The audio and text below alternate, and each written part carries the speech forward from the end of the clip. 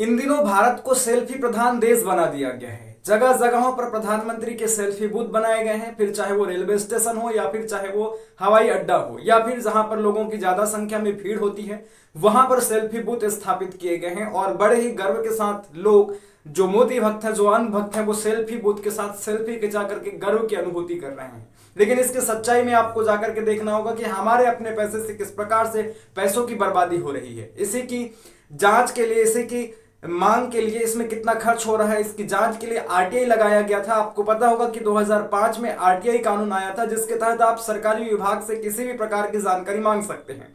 तो उसी आरटीआई का उपयोग करते हुए आम लोगों ने आरटीआई लगाया और जानकारी मांगी और उस पर जानकारी भी मिला।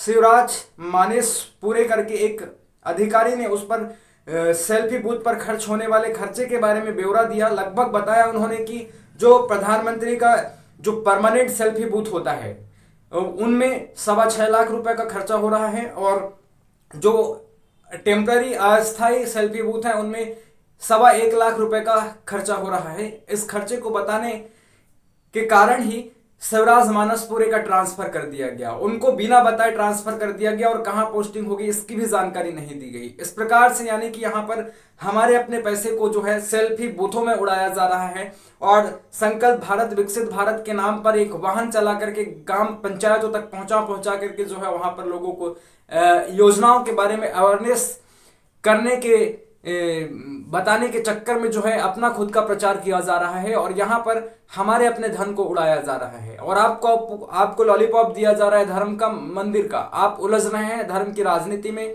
मंदिर की राजनीति में। आपको समझ में नहीं आता है कि किस प्रकार से हमारे अपने नेता, हमारे अपने देश के प्रधानमंत्री हमारे अपने ही पैसे को उड़ा रहे हैं।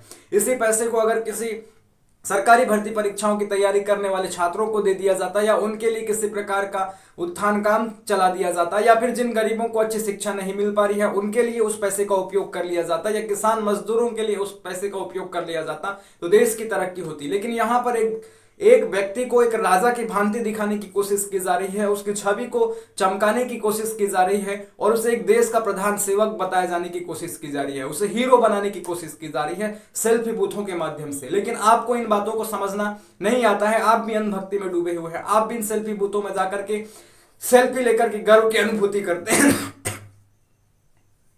नमस्कार, जय हिंद।